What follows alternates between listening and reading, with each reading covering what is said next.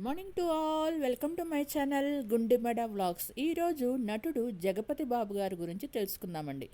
జగపతి బాబుగా పేరొందిన వీర మాచనేని జగపతి బాబు చౌదరి తెలుగు సినిమా నటుడు, తెలుగు సినిమా నిర్మాత, దర్శకుడు అయిన విబి రాజేంద్ర ప్రసాద్ గారి కుమారుడు. దాదాపు 100 చిత్రాల్లో నటించి 7 నంది పురస్కారాలను అందుకున్నారు.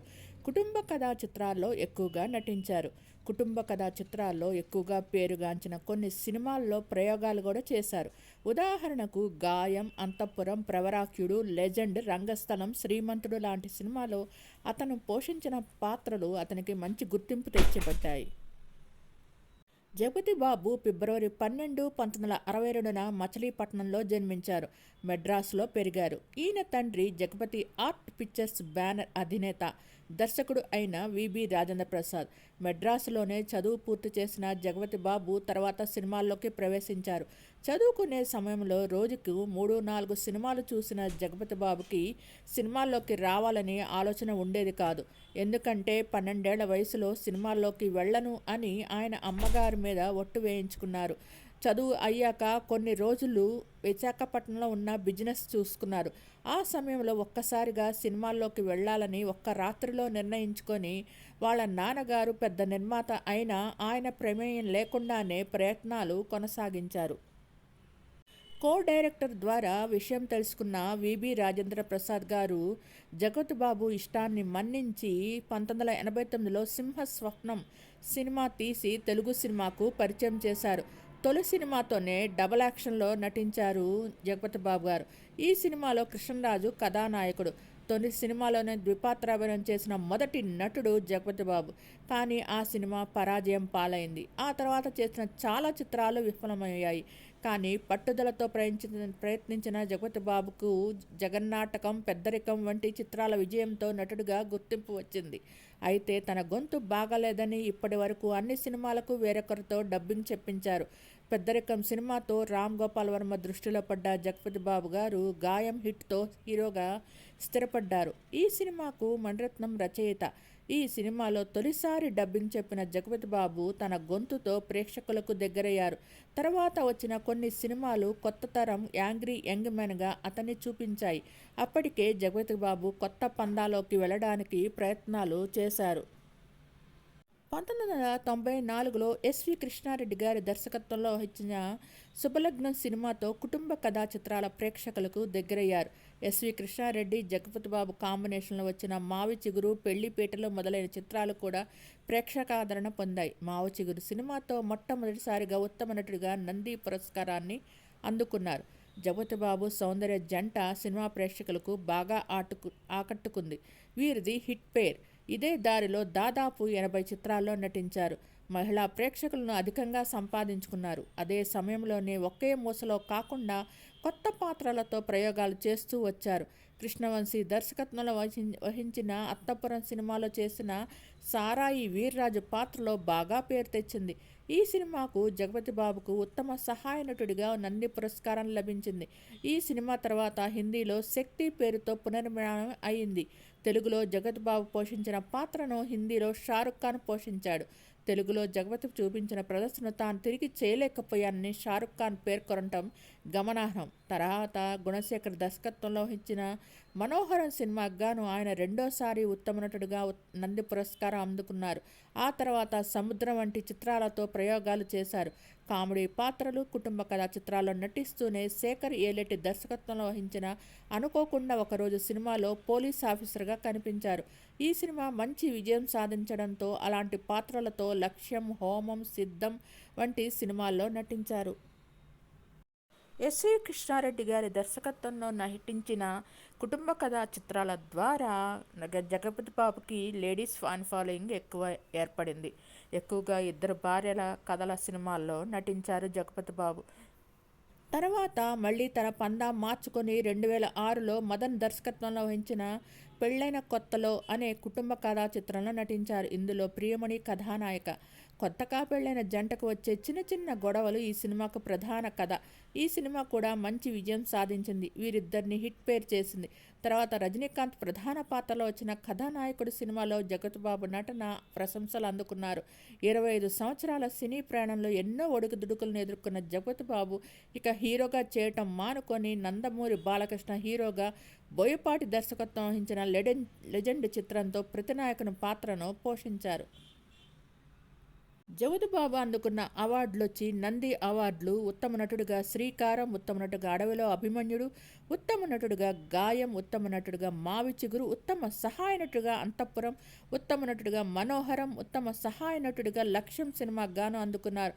ఫిలింఫేర్ అవార్డు 2018లో అరవింద సమేత వీర రాఘవకు గాను, నాన్నకు ప్రేమతో 2016లో, 2014లో లెజెండ్ సినిమాకు గాను, 2007లో లక్ష్యం సినిమాకు గాను అందుకున్నారు. సైమా అవార్డులు 2016లో, నాన్నకు ప్రేమతో 2014లో లెజెండ్ సినిమాకు గాను అందుకున్నారు. వీరు లక్ష్మిని వివాహం చేసుకున్నారు. వీరికి గాను 2 కుమార్తెలు జన్మించారు. 1997లో శుభాకాంక్షలు మరియు పెళ్లి పందిరి వంటి హిట్ చిత్రాలను అందుకున్నారు. 1998లో అంతఃపురం చిత్రానికి గాను ఉత్తమ సహాయ నటుడిగా నంది అవార్డును అందుకున్నారు. 2000లో మనోహరం అనే థ్రిల్లర్లో ఆయన నటనకు గాను నంది ఉత్తమ నటుడిగా అవార్డును అందుకున్నారు. 2003 నుంచి 2005లో ఆయన కబడ్డీ కబడ్డీ, అతడే ఒక సైన్యం, పెదబాబు, అనుకోకుండా ఒకరోజు మరియు రన్వే వంటి హిట్ చిత్రాలను చేశారు. 2006లో సామాన్యుడు, పెళ్ళైన కొత్తల్లో కనిపించారు. అతను ఫిలింఫేర్ అవార్డుతో పాటు లక్ష్యం చిత్రంలో తన పాత్రకు 2007లో సంవత్సరంలో రెండవసారి ఉత్తమ సహాయ నటుడి అవార్డు అందుకున్నారు. 2011లో టీఎస్ఆర్ లలిత కళా పరిషత్ ద్వారా సినీ రంగానికి చేసిన కృషిగాను కళాభూషణ అవార్డు అందుకున్నారు.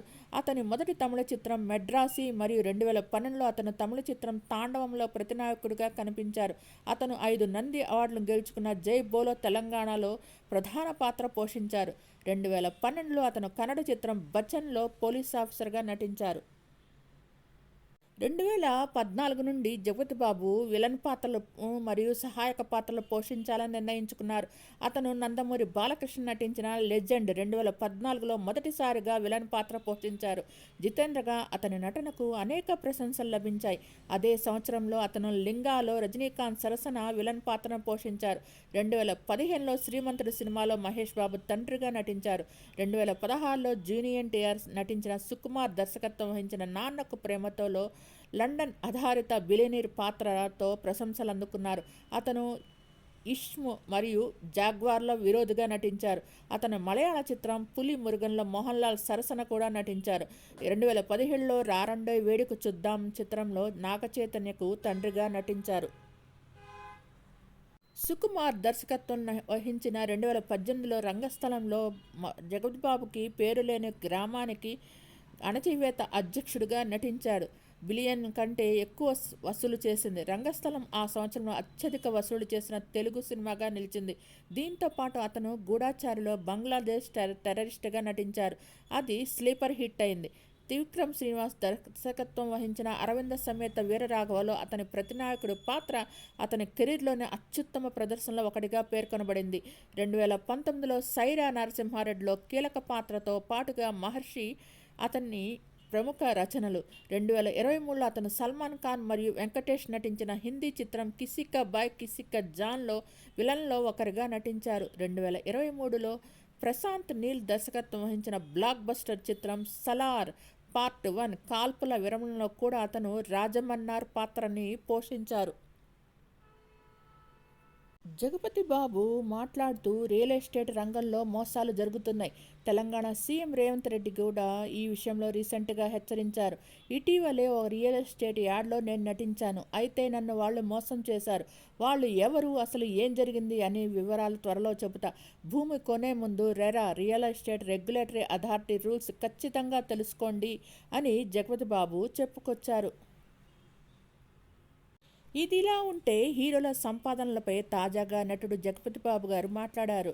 ఒక ఇంటర్వ్యూలో జగపతిబాబు మాట్లాడుతూ అడిషనల్గా వచ్చే సున్నాలతో ఎలాంటి ఉపయోగం లేదని నా నమ్మకం. అవి పెరిగిన కొద్దీ ఇబ్బందులే తప్ప ఏమీ ఉండదు. ఎక్కువసార్లు ఇబ్బంది పడతాం. ఈ విషయంలో ఇప్పుడు చెప్తాను.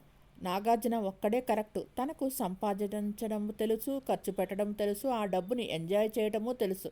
డబ్బుకి ఎంత వాల్యూ ఇవ్వాలో అంత వాల్యూ ఇస్తాడు.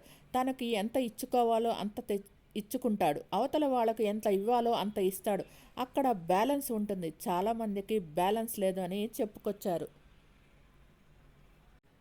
డబ్బులను బ్యాలెన్స్ చేసే విషయంలో తాను జీరో అని జగపతి బాబు అన్నారు.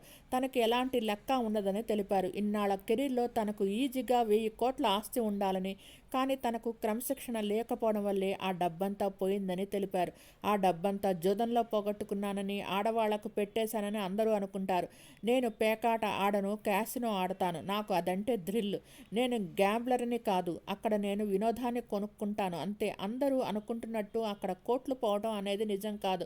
నా ఆస్తి అక్కడ పోలేదు. అది ఇవ్వటం వల్ల పోయిందో, ఖర్చు పెట్టేయటం వల్ల పోయిందో, ఎవరైనా కొట్టేయడం వల్ల పోయిందో, కారణం ఏదైనా కావచ్చు, పోయింది అని జగపతి బాబు వెల్లడించారు.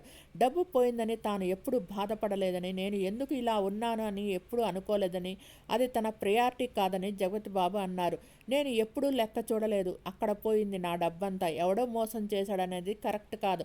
మోసం చేశాడో, వాడుకోవడం అంటారో, నీ చేతకానితనం అంటారో, కారణం ఏదైనా కావచ్చు. ఈ విషయంలో నేను ఎవరిని నిందించాలని అనుకోవడం లేదు. ఎందుకు ఇలా ఉన్నాను అని తలకాయ నొప్పి నాకు వద్దు.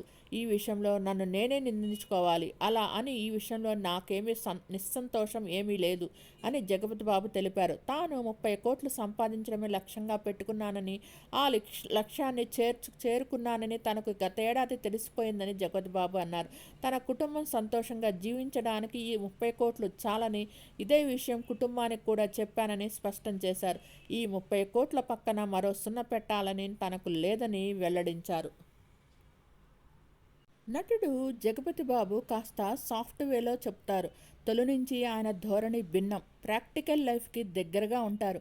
ఆయన పెద్ద కూతురు అమెరికన్ని ప్రేమిస్తే మరో మాట అడగకుండా దగ్గరుండి పెళ్లి చేశారు. పెద్ద కుమార్తె పిల్లల్ని వద్దు అనుకుంటున్నానని చెప్తే ఆమె నిర్ణయాన్ని స్వాగతించినట్టు జగపతి బాబు తను ఇప్పుడు స్పెట్స్ పెంచుకుంటుందని చాలా ఆనందంగా ఉందని వెల్లడించారు. చిన్న కూతురు అయితే తాను పెళ్లి చేయనని చెప్పేశారట జగ్గుబాయి. తనైతే బలవంతం చేయను, అది తన ఒపీనియన్. ఒకవేళ ఎవరినైనా వెతుక్కొని పెళ్లి చేసుకుంటానంటూ వస్తే వద్దు అనను అని తెలిపారు. కూతురు పెళ్లికి చేయాలనే బాధ్యత నేను అస్సలు ఫీల్ అవనని చెప్పుకొచ్చారు. పిల్లలకు త్వరగా పెళ్లి చేయడం అనేది చేతులు దులిపేసుకునే స్వార్థం అని చెప్పారు జగ్గుబాయ్.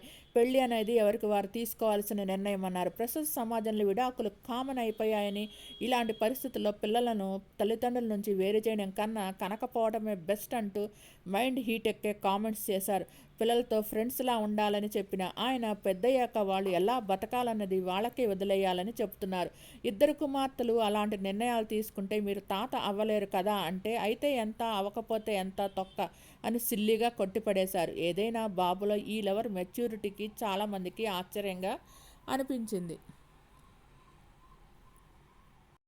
విలన్ పాత్రలతోనూ సపోర్టింగ్ క్యారెక్టర్స్లో కూడా జగపతి బాబు మంచి పేరు తెచ్చుకున్నారు. మీకు ఈ వీడియో నచ్చినట్టయితే లైక్ చేయండి, కామెంట్ చేయండి. Thank you all. Please subscribe and support my channel గుండెమడ vlogs. నా ఛానల్ని కేవలం 5% మంది మాత్రమే సబ్స్క్రైబ్ చేసుకొని చూస్తున్నారు. Please subscribe and support my channel గుండెమడ vlogs. Thanks to each and every subscriber for supporting and subscribing my channel గుండెమడ vlogs. Thanks to all.